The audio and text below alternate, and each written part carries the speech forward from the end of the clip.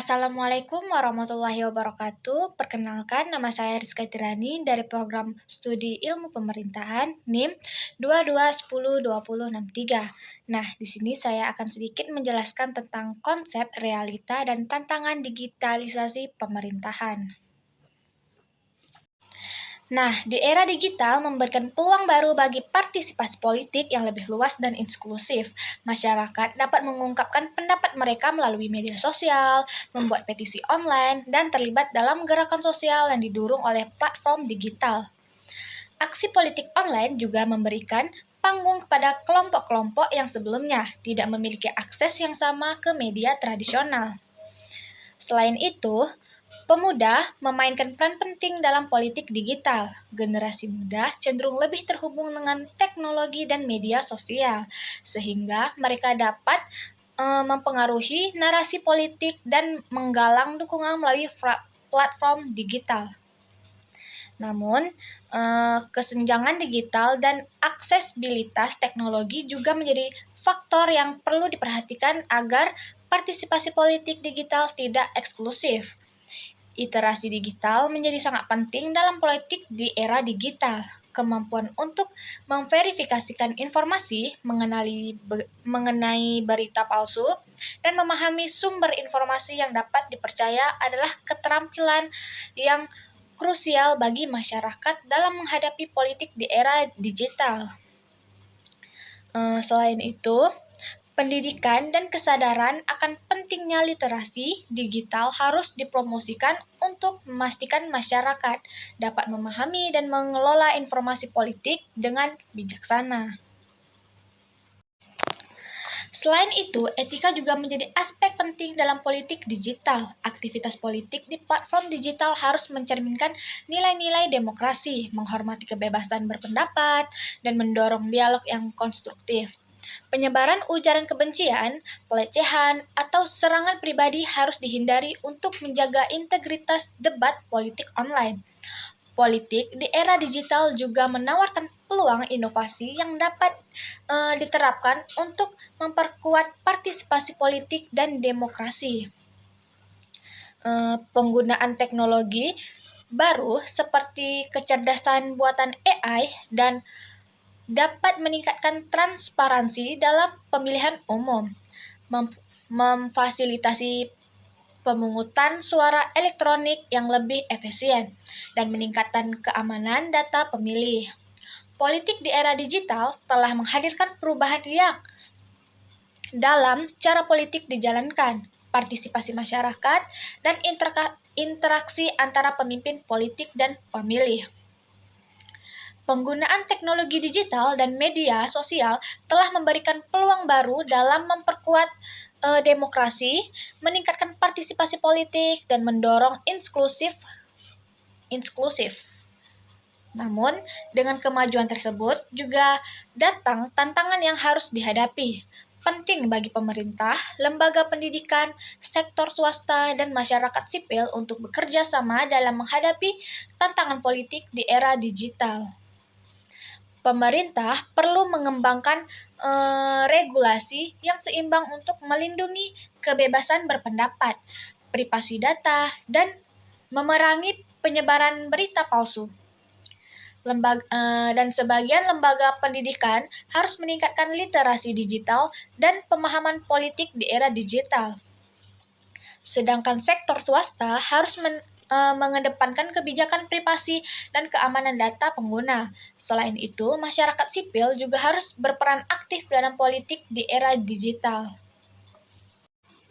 Nah, literasi digital yang baik dan kritis sangat penting dalam menghadapi informasi politik yang kompleks dan bermasalah. Partisipasi publik yang bertanggung jawab, dialog yang konstruktif, dan pengawasan terhadap kebenaran informasi adalah kunci dalam menjaga integritas politik di era digital. Dengan memahami dan mengatasi tantangan tersebut, politik di era digital dapat menjadi sarana yang lebih inklusif, efisien, dan responsif terhadap kebutuhan masyarakat. Peluang inovasi dalam politik digital seperti partisipasi dan pemilihan umum elektronik dapat memperkuat partisipasi politik dan transparansi dalam pengambilan keputusan politik. Tantangan pertama, pemerintah dalam membangun pelayanan publik berbasis digital adalah infrastruktur digital yang bisa mendukung pelayanan publik yang terintegrasi antar daerah. Ketersediaan internet cepat merupakan aspek krusial untuk memastikan layanan digital mampu mencapai seluruh pelosok negeri. Untuk itu, pemerintah harus lebih dulu menyelesaikan masalah infrastruktur. Salah satu contohnya yang paling mendesak adalah pembangunan serat optik terintegrasi. Pembangunan serat optik menjadi penting untuk menghadirkan akses layanan internet yang cepat serta dapat diakses dari berbagai penjuru negeri Budianta 2020 di negeri Budianta tahun 2020. Tantangan kedua adalah bahwa pemerintah masih memiliki pekerjaan rumah terkait dengan literasi digital masyarakat. Literasi digital merupakan kemampuan untuk memahami dan memanfaatkan informasi dari berbagai sumber yang bisa diakses melalui komputer atau media digital. Riset ini diungkap tantangan transformasi digital di sektor pemerintahan di tahun 2022, literasi digital tidak hanya menekankan pada kemampuan dalam mengoperasikan teknologi informasi. Kemampuan untuk bersosialisasi secara kritis, kreatif, dan inspiratif dalam ruang digital, survei yang dilakukan Kementerian Komunikasi dan Informatika dan Ketadataan memperlihatkan bahwa indeks literasi digital di Indonesia berada pada skor 3,49. Artinya, Indonesia berada pada kategori sedang, dengan basis penilaian indeks 0-5. Menjelaskan bahwa salah satu jalan untuk meningkatkan jumlah masyarakat yang memanfaatkan platform digital pemerintah adalah dengan mengadakan pelatihan literasi digital yang dilakukan secara rutin dan terprogram. Tidak hanya literasi bagi masyarakat, pemerintah juga perlu memperhatikan kapasitas literasi digital yang dimiliki oleh aparatur sipil negara atau ASN. Tantangan ketiga dalam penerapan pelayanan publik digital di Indonesia adalah integrasi data. Pemerintah membutuhkan sebuah bank data tunggal untuk memberikan pelayanan publik berbasis digital. Bank data yang terpusat ini penting untuk memastikan adanya integrasi data. Jika ada warga yang pindah alamat domisili, ia tidak akan menghadapi masalah ketika ingin mengurus administrasi terkait kepindahannya karena datanya sudah tersimpan di bank data pusat. Pada 23 Desember 2022, pemerintah telah merilis yang bertujuan untuk mengintegrasikan data antar lembaga pemerintah. Pelayanan publik pemerintah yang berbasis digital ini akan memerlukan SDI untuk mewujudkan bank data yang integritas. SDI bisa dipakai sebagai basis untuk pelayanan publik yang dapat menghubungkan antar lembaga pemerintah di level pusat dan daerah.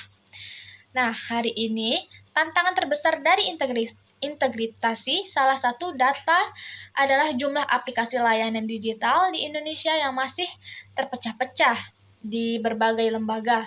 Sampai 2022, banyaknya aplikasi berhubungan dengan pola pikir ASN yang masih menganggap suatu intensi wajib memiliki satu aplikasi digital, dan semakin banyak aplikasi, maka semakin inovatif lembaganya.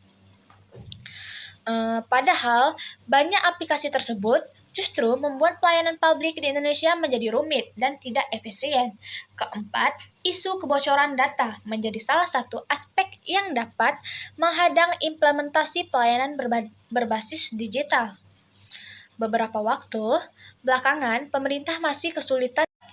Salah satu contohnya adalah bocornya 102 juta data personal dari sebuah intensi kementerian. Laporan tahun 2022 memperlihatkan bahwa skor Indonesia dalam konteks keamanan data hanya sebesar 38,96 dari nilai paling tinggi 100. Skor ini memperlihatkan bahwa Indonesia menempati peringkat ketiga terendah di antara negara e-government 2020. Lebih lanjut, ketika menengok peringkat secara global dengan indikator penilaian yang sama, Indonesia menempati peringkat 83 dari 160 negara dalam konteks keamanan data. Kebocoran data pribadi yang marak terjadi mengurangi kepercayaan publik terhadap pemerintah yang dapat berdampak buruk pada pemanfaatan layanan publik digital yang disediakan pemerintahan. Riset terbaru AI menunjukkan sektor pemerintahan sejumlah negara, termasuk Indonesia, menghadapi tantangan dalam transformasi digital. Secara keseluruhan, AI menyatakan pemerintah di seluruh dunia berisiko mengecewakan warga negara karena keterbatasan digital. Dalam laporan bertunjuk e-government, sekitar 7% pemimpin pemerintah meyakini organisasinya telah mencapai tujuan transformasi digital. Namun, di masa COVID, momentum digitalisasi yang terbangun dan terancam terhenti. Riset itu pun menunjukkan tenaga kerja pemerintah tidak siap untuk memanfaatkan potensi digital seperti peningkatan akses ke layanan digital, penggunaan analitik data untuk memprediksi jumlah orang yang membutuhkan bantuan, serta pendorong efisiensi. Sebagai besar, responden mengaku terkendala berbagai masalah seperti kurangnya kepemimpinan digital, keterampilan atau digital, serta budaya organisasi yang tak kondisif bagi talenta digital. AI Global e-Government Counseling Leader Unknown Brother yang menunjukkan pemerintah memahami sejumlah tindakan yang perlu dilakukan, tetapi terganjal masalah saat berbelanja atau berjalan menuju kesuksesan digital untuk benar-benar menjalani pemerintah digital dan mewujudkannya bagi warga negara. Kita secara kolektif harus terus membentuk atau membangun organisasi sektor publik yang sesuai untuk masa depan dengan para pemimpin yang sadar digital dan berencana untuk membangun kapasitas, keterampilan, budaya, pengalaman. Riset itu menunjukkan 43% responden pemerintah mengaku berfokus pada pengalaman warga negara sebagai salah satu dari 3 faktor teratas yang mendorong kesuksesan transformasi. Penggunaan teknologi data lebih baik dibutuhkan untuk memahami kebutuhan dan keadaan orang, serta keterampilan baru seperti penelitian dan desain pengalaman atau pengguna. Laporan AI menggarisbawahi soal pemerintah di seluruh dunia dalam memandang kebutuhan kapasitas dan kemampuan digital, serta identifikasi kesengajaannya dalam jangka panjang. Di Singapura misalnya, e-government mewujudkan visi Smart Nation negara tersebut. Badan ini memiliki sejumlah tugas, yakni mengubah sektor publik secara digital dan membuat perbedaan dalam kehidupan warga negaranya, mengidentifikasi keterampilan digital untuk dikembangkan dalam lembaga pemerintah, dan membangun kompetensi teknis dan kerangka kerja penilaian. Sedangkan di Thailand, sebuah unit berjangka khusus digital ekonomi untuk memantau kemajuan teknologi terkini, mengantisipasi lapangan kerja baru, dan mengidentifikasi keterampilan digital yang belum ada. Dalam kasus Indonesia ini, Kementerian Komunikasi dan Informatika Indonesia menginisiasi gerakan kota cerdas untuk memandu kota dalam mengimplementasikan platform digital pada layanan publik. Aksi ini merupakan salah satu agenda utama Indonesia untuk melakukan transformasi digital berskala nasional. Sebagai ekonomi terbesar di Asia Tenggara, pemerintahan Indonesia telah meningkatkan upaya percepatan digital dan teknologi dalam pelayanan publik. Ketika Indonesia e-Government dan Public Sector Lender bangkit. Beberapa contoh layanan publik yang telah digitalkan oleh pemerintah Indonesia, diantaranya pengurusan dan perpanjangan paspor, pembayaran pajak, dan penerapan sistem jaminan sosial. Pastinya, masyarakat Indonesia juga dapat mengajukan atau keluhannya ke layanan publik melalui platform yang didukung pemerintah. Sementara itu, Kementerian Pendayagunaan Aparatur Negara dan Reformasi Birokrasi baru-baru ini mengembangkan platform layanan publik digital untuk memberikan akses yang lebih. Dampak perubahan perkembangan digital yang terjadi saat ini harus disikapi dengan melakukan transformasi digital. Dan transformasi adalah perubahan dari konvensional ke modern dengan mengubah cara pemikiran dan perilaku. Transformasi digital mengacu pada proses dan strategi menggunakan teknologi digital untuk mengubah cara bisnis beroperasi dan melayani pelanggan.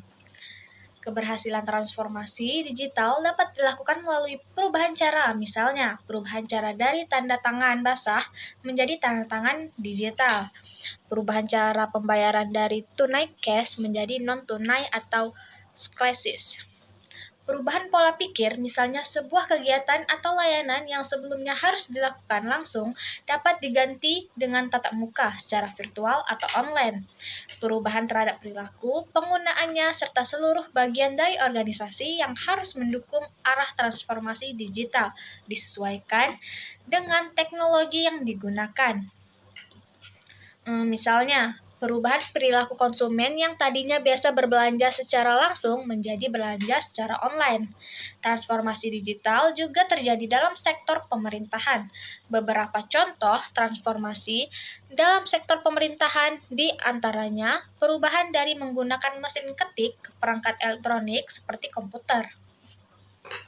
Pengembangan aplikasi dalam bidang pemerintahan yang semula hanya memanfaatkan komputer untuk aplikasi pengelolaan kata, mulai dibuat beberapa aplikasi untuk pelayanan.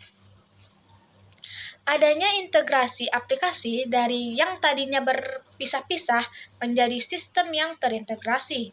Otomatis, layanan berbasis aplikasi terintegrasi dengan sistem pendukung pengambilan keputusan berbasis analisa data. Komitmen pemerintahan untuk mewujudkan reformasi birokrasi salah satunya dengan melakukan upaya tata kelola pemerintahan berbasis elektronik. Penerapan hal ini menuntut transformasi digital yang menyeluruh, baik dari sistem hingga sumber daya manusia atau SDM, aparatur. Transformasi digital bukan hanya sekedar menggunakan teknologi, akan tetapi mengenai SDM dan mengubah mindset. Transformasi digital adalah pemanfaatan teknologi digital dengan maksud dan tujuan untuk dapat meningkatkan performa organisasi secara radikal dalam sektor pemerintahan, misalnya secara City yang bertujuan meningkatkan kualitas hidup masyarakat dengan inovasi melalui pemanfaatan teknologi, informasi maupun non-teknologi. Informasi serta kolaborasi lintas atau sektor. Strategi percepatan transformasi digital telah diungkapkan dalam Peraturan Presiden Nomor 95 Tahun 2018 tentang Sistem Pemerintah Berbasis Elektronik atau SPBE melalui penyelenggaraan pemerintah yang memanfaatkan teknologi informasi dan komunikasi untuk memberikan pelayanan kepada pengguna. Tantangan transformasi digital diantaranya membuat layanan yang inovatif dengan kriteria sesuai dengan kebutuhan. Dan ia pun memberikan nilai untuk penggunaannya atau masyarakat dan pemerintah melakukan dengan kecepatan tinggi karena adanya tuntutan perkembangan zaman, teknologi, kebutuhan masyarakat, dan terselenggaraannya pemerintahan yang berbasis teknologi digital. Tujuan transformasi digital adalah bagaimana cara agar sebuah organisasi dapat memanfaatkan teknologi digital sehingga dapat meningkatkan kinerja, organisasinya. Nah, saat ini teknologi adalah area yang paling pesat perkembangannya dan kemajuan serta area yang paling mendukung untuk mewujudkan era digital. Sudah banyak organisasi yang bertransformasi menjadi organisasi yang memanfaatkan platform digital. Namun, masih ada beberapa organisasi yang beranggapan bahwa teknologi yang mereka kembangkan di masa lalu masih bisa digunakan saat ini. Faktanya, banyak nih contoh organisasi yang kalah bersaing karena merasa sistem yang dijalankan masih menjadi primadona, sehingga tidak beradaptasi dengan perkembangan teknologi yang saat ini. Dan misalnya, beberapa vendor terkenal atau produsen ponsel dulu sempat merajai seiring dengan perkembangannya teknologi. Muncullah telepon pintar berbasis Android dan iOS. Karena mereka tidak beradaptasi, akhirnya kalah saing dengan produsen yang lain. Strategi menghadapi dunia digital diantaranya adalah digital capability. Bagaimana sebuah organisasi bisa menghadirkan teknologi ke dalam sebuah organisasi. Berhubungan dengan bagaimana sebuah organisasi bisa mengaktifkan atau menggunakan dan menghadirkan teknologi ke dalam organisasi supaya bisa memperbaiki dan mendukung proses bisnisnya. Atau bahkan merubah proses bisnis dari yang tadinya konvensional menjadi organisasi yang digital. Pemanfaatan digital capability misalnya untuk customer experiences sehingga pelanggan tidak perlu melakukan pengisian polling dalam bentuk kertas atau paper. Tanda tangan basah diganti menggunakan tanda tangan digital. Operasional proses yang lebih digital misalnya dengan kebijakan work from home atau WFH, kerja dapat dilakukan di rumah namun tetap menghasilkan sesuatu, serta berubah bisnis model sehingga dapat menghasilkan layanan yang lebih baik. Atau disebut leadership capability juga merupakan kunci keberhasilan transformasi digital yang berhubungan dengan bagaimana sebuah organisasi memiliki kemampuan untuk menguasai teknologi sehingga dapat menghasilkan sebuah nilai atau manfaat untuk organisasi dan juga penggunaannya. Kombinasi keduanya bisa menghasilkan transformasi digital yang optimal bagi sebuah organisasi. Selain itu, mewujudkan implementasi teknologi dalam sebuah organisasi harus ada sharing vision dalam organisasi tersebut. Adanya kesepakatan antara pimpinan dengan seluruh pegawai di organisasi tersebut, harus ada tata kelola yang baik terhadap teknologi yang digunakan organisasi dan juga harus menguasai suatu memimpin teknologi supaya dapat meningkatkan kinerja organisasi.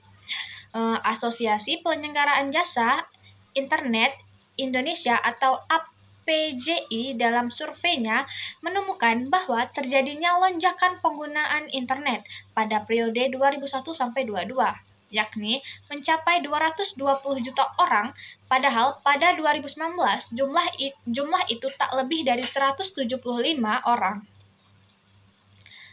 Menghadapi hal itu, pemerintah pun dituntut untuk ikut tanggap dalam menghadirkan pelayanan publik yang makin terintegrasi sesuai kebutuhan masyarakat. Di era masyarakat yang makin melek digital, memang muncul tuntutan lebih besar lagi terhadap kecepatan pelayanan publik dan menjadi tantangan bagi pemerintah dalam menghadirkan layanan berbasis teknologi digital untuk menyesuaikan perkembangan zaman.